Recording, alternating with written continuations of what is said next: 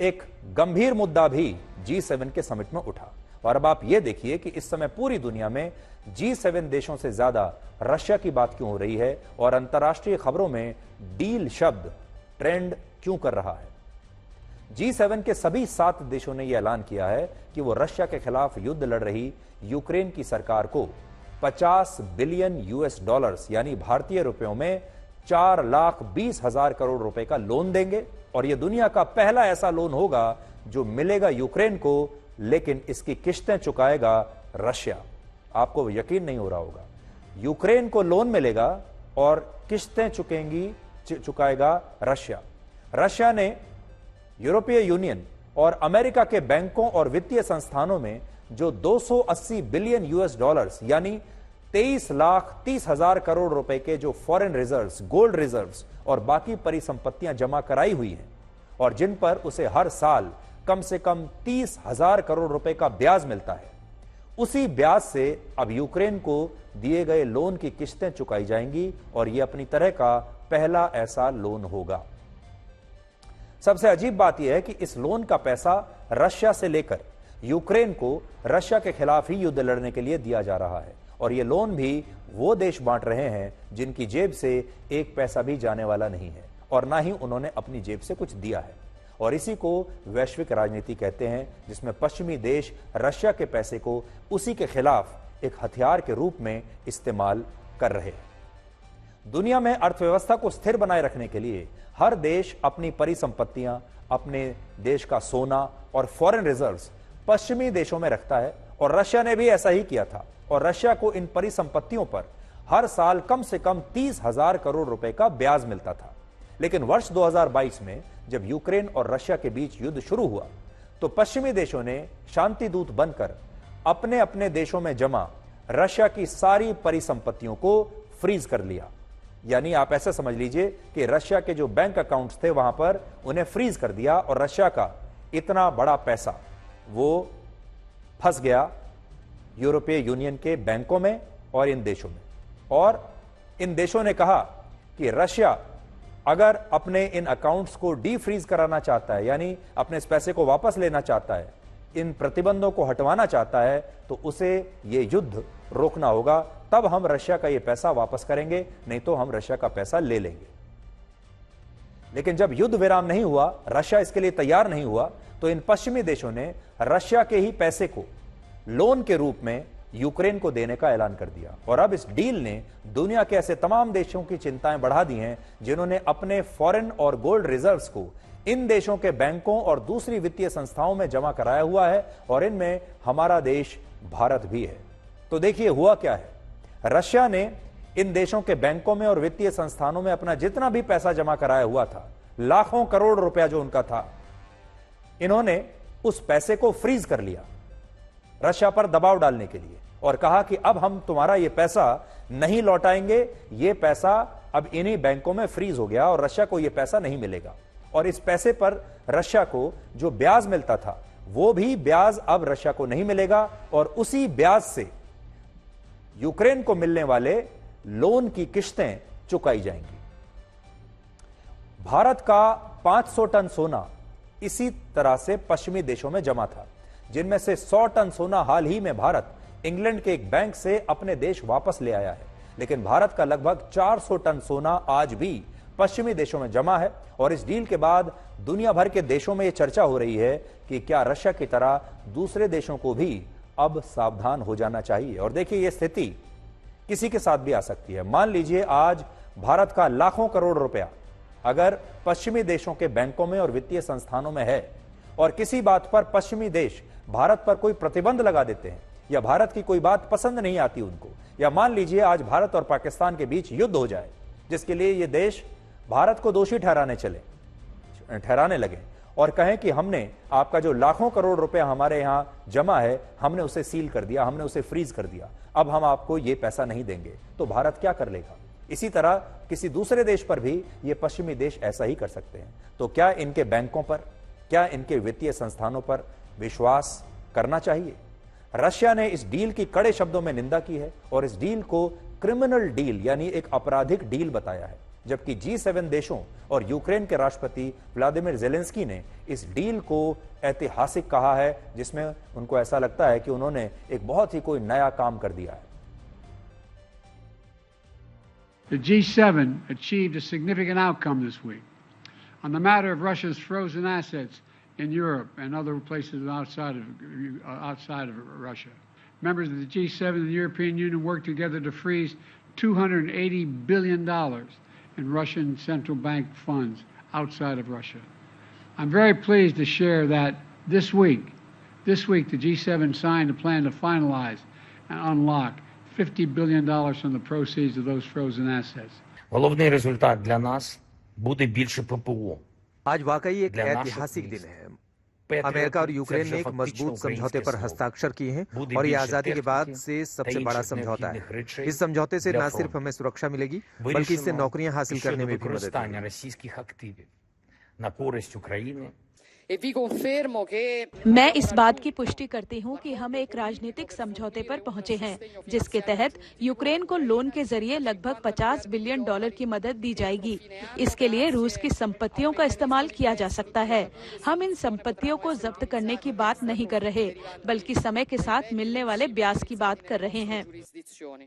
Non parliamo chiaramente di una confisca di questi beni, ma degli interessi che maturano. तो देखिए कितना बड़ा मजाक है। इन G7 देशों ने रशिया का 23,30,000 करोड़ रुपया मार लिया, यानी उसे फ्रीज कर दिया और कहा कि यह पैसा अब आपको वापस नहीं मिलेगा, यह हमारे पास रहेगा। और उस पैसे पर जो 30,000 करोड़ रुपया ब्याज मिलता है रशिया को हर साल, अब उन्होंने उसी ब्याज से 4,20,000 करोड़ रुपए का लोन यूक्रेन को दे दिया और कहा कि आपके लोन की जो किश्तें हैं वो हम रशिया का जो पैसे से जो ब्याज आता है उससे चुकाते रहेंगे। G7 की स्थापना वर्ष 1975 में उस समय हुई थी जब दुनिया एक बहुत बड़े ऑयल क्राइसिस का सामना कर रही थी और इस संगठन का मकसद था वैश्विक अर्थव्यवस्था के मोर्चे पर दुनिया में स्थिरता लाना। लेकिन धीरे धीरे ये सारे देश बाद में दुनिया के तमाम मुद्दों पर महापंचायत करने लगे और खुद ही पंच बन गए। ईरान इराक युद्ध, अफगानिस्तान का युद्ध, सोवियत संघ का विघटन, ग्लोबल ट्रेड, सीमा सुरक्षा, आतंकवाद और यहां तक कि जलवायु परिवर्तन दुनिया के लिए कितना बड़ा खतरा है या नहीं है, ये सारे फैसले इन्हीं देशों ने लेने शुरू कर दिए। और पिछले लगभग 4 दशकों से ये 7 देश हर साल इकट्ठा होते हैं और तय करते हैं कि दुनिया के लिए क्या जरूरी है और क्या गैर जरूरी है। और आज भी इटली में G7 देशों के राष्ट्र अध्यक्ष दुनिया का भविष्य तय कर रहे हैं, जबकि इन 7 में से 6 देशों के राष्ट्रीय अध्यक्षों का अपना खुद का राजनीतिक भविष्य दांव पर लगा हुआ है। इन 7 में से 6 नेता तो ऐसे हैं जिन्हें अपने बारे में ही अपना भविष्य नहीं पता कि वो कुछ महीनों के बाद सत्ता में रहेंगे भी या नहीं रहेंगे। अमेरिका में इसी साल राष्ट्रपति पद के चुनाव होने हैं और इन चुनावों में राष्ट्रपति जो बाइडेन का हारना निश्चित माना जा रहा है और उनकी अप्रूवल रेटिंग ऐतिहासिक रूप से घटकर सिर्फ 35% रह गई है। ब्रिटेन में भी अगले महीने की 4 जुलाई को आम चुनाव है और इन चुनावों में प्रधानमंत्री ऋषि सुनक भी हारते हुए ही दिख रहे हैं और चुनावों से 1 महीना पहले उनकी अप्रूवल रेटिंग सिर्फ 20% रह गई है।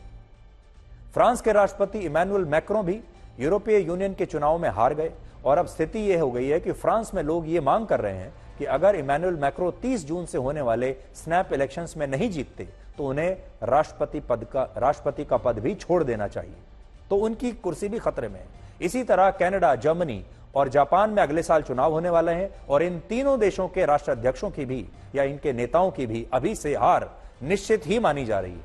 लेकिन सोचिए, खुद का कुछ पता नहीं, इसके बावजूद इन सारे देशों के नेता आज G7 के समिट में दुनिया के मुद्दे और दुनिया का भविष्य तय कर रहे हैं और यह भी एक मजाक जैसा ही लगता है। अपना ना कुछ नहीं पता लेकिन दूसरों के बारे में चिंतित है। इन देशों के राष्ट्राध्यक्षों में सिर्फ इटली की प्रधानमंत्री जॉर्जिया मेलोनी अभी राजनीतिक रूप से काफी मजबूत हैं और यूरोपीय यूनियन के चुनाव में उनके गठबंधन ने शानदार प्रदर्शन किया है और उनका गठबंधन एक किंग मेकर की भूमिका में उभरकर सामने आया है। इसलिए जॉर्जिया मेलोनी ये बहुत मजबूत स्थिति में है। इन 7 नेताओं में बस यही हैं जो अपने देश में बहुत मजबूत हैं और मेलोनी के अलावा इन बड़े बड़े देशों में अकेले सिर्फ प्रधानमंत्री मोदी ऐसे नेता हैं जो लगातार तीसरी बार चुनाव जीतकर भारत जैसे देश के प्रधानमंत्री बने हैं और इन नेताओं के मुकाबले राजनीतिक रूप से भी अभी वो बहुत मजबूत भी हैं और बहुत लोकप्रिय भी हैं। और इस बात को आप इन तस्वीरों से समझ सकते हैं जो G7 समिट के आउटरीच सेशन की है, जिसमें पोप फ्रांसिस और प्रधानमंत्री मोदी ने गले लगकर एक दूसरे का अभिवादन किया।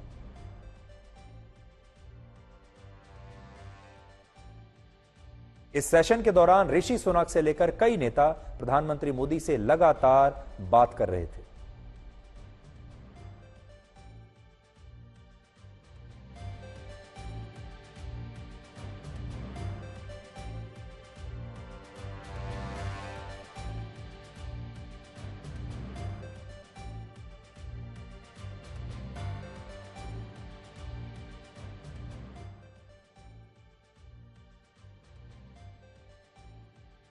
आप में से बहुत सारे लोग आज ये भी जानना चाहते होंगे कि जब भारत G7 देशों का स्थायी सदस्य है ही नहीं, तो फिर भारत के प्रधानमंत्री मोदी को इस बार समिट में क्यों बुलाया गया और इससे पहले भी क्यों बुलाया जाता है। वो वहां क्या कर रहे थे जब भारत इसका सदस्य है ही नहीं। तो इसके 4 बड़े कारण हैं। पहला ये कि भारत दुनिया की 5वीं सबसे बड़ी अर्थव्यवस्था है, जिसकी वजह से पश्चिमी देश अब भारत को नजरअंदाज नहीं कर सकते, खास तौर पर तब जब हमारे देश की अर्थव्यवस्था G7 के 3 देश फ्रांस, इटली और कनाडा से बड़ी है और भारत का जीडीपी ग्रोथ रेट G7 देशों के जीडीपी ग्रोथ रेट से कहीं ज्यादा है। वित्त वर्ष 2023 और 24 में भारत का जीडीपी ग्रोथ रेट 7.8% था, जबकि America, Canada, Britain, Germany, France, Italy और जापान जैसे 7 अमीर देशों का औसत जीडीपी ग्रोथ रेट मिलकर 1.7% था। तो यहां देख लीजिए, ये 7 देशों की मिलाकर जीडीपी ग्रोथ रेट कहां है और भारत की कहां है।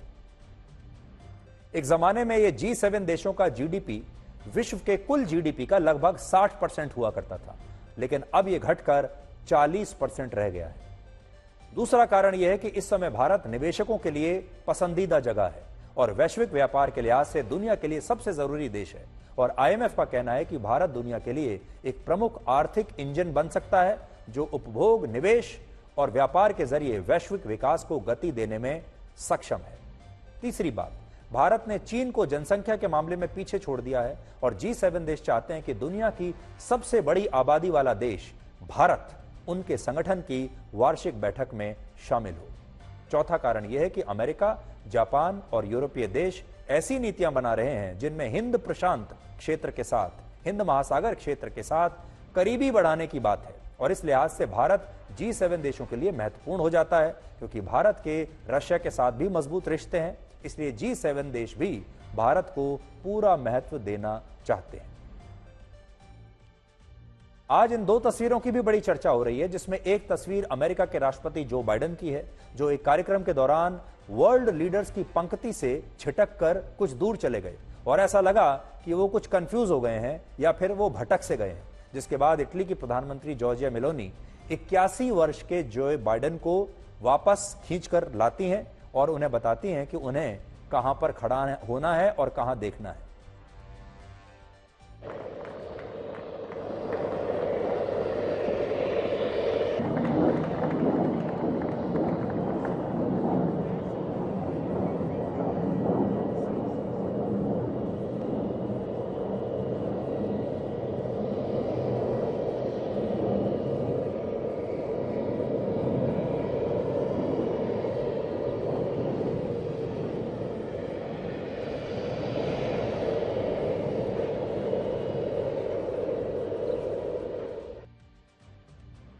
दूसरा वीडियो इटली की प्रधानमंत्री जॉर्जिया मेलोनी और फ्रांस के राष्ट्रपति इमैनुअल मैक्रों का है, जिसमें G7 देशों के जॉइंट स्टेटमेंट के दौरान दोनों नेताओं के बीच ऐसा लगा जैसे कुछ मतभेद हो गया है या झगड़ा हो गया है, क्योंकि फ्रांस के राष्ट्रपति चाहते थे कि जॉइंट स्टेटमेंट में महिलाओं को अबॉर्शन कराने के अधिकार का मुद्दा डाला जाए और इटली की प्रधानमंत्री जॉर्जिया मेलोनी चाहती थी कि इस मुद्दे को G7 देशों के जॉइंट स्टेटमेंट में न डाला जाए और इसी बात पर दोनों नेताओं में मतभेद हो गए और आखिरकार जॉर्जिया मेलोनी के दबाव के बाद अबॉर्शन के मुद्दे को जॉइंट स्टेटमेंट से हटाना पड़ा। और अब इसके लिए जॉर्जिया मेलोनी की काफी आलोचना भी हो रही है, जिसमें कहा जा रहा है कि वो एक महिला होते हुए भी महिलाओं के अबॉर्शन कराने के अधिकार के खिलाफ कैसे हो सकती है?